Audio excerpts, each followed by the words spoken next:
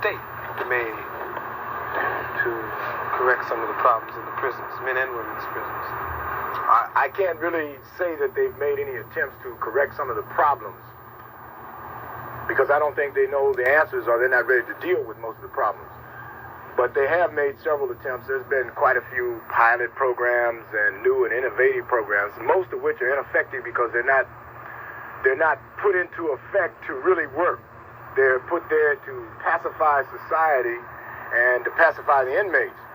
There's no real effective way to change a system without first tearing it down. I'd like to make that quite clear. The only thing that you could possibly do would be to make some modifications to what already exists. And from what I see that already exists is something I term as institutional racism. And you can't change that because you would have to fire all the administrators, which most of them are old prison guards, ex-narcotic officers, ex-police officers, and ex-people who have worked in law enforcement field.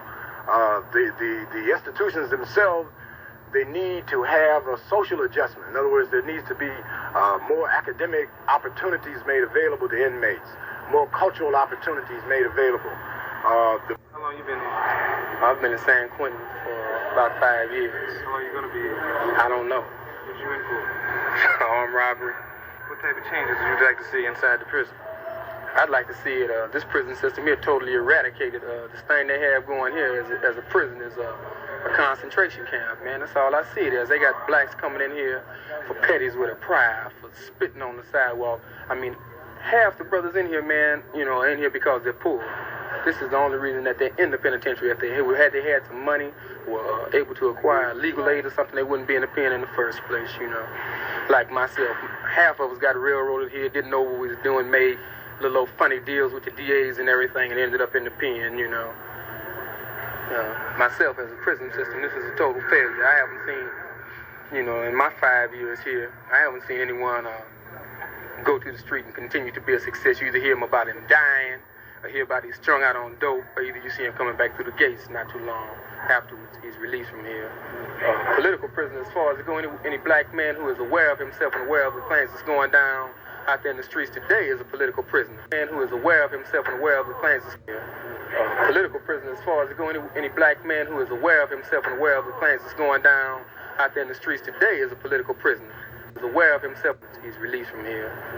Political prison, as far as to go, any black man who is aware of himself and aware of the things that's going down out there in the streets today is a political prisoner, you know, because this is what they're down on the people at the board for. Now, when you go to the board, they're not asking you, where's the clean time, how much clean time you have, how much time you have with write-up. They're asking you, what do you think about the Black Panther Party? What do you think about Huey Newton, the Adult Authority Board, the Parole Board? What do you think about the Huey Newton? What do you think about the Black Panthers, you know what I mean? Why are you a Muslim? Why do you have this outlook? Do you advocate killing white people? And all this stuff like this here, you know. All the, right. All the questions they ask you have a political tinge and hue to them, you know. This is all. Everybody here who's aware of itself is a farce, man, you know.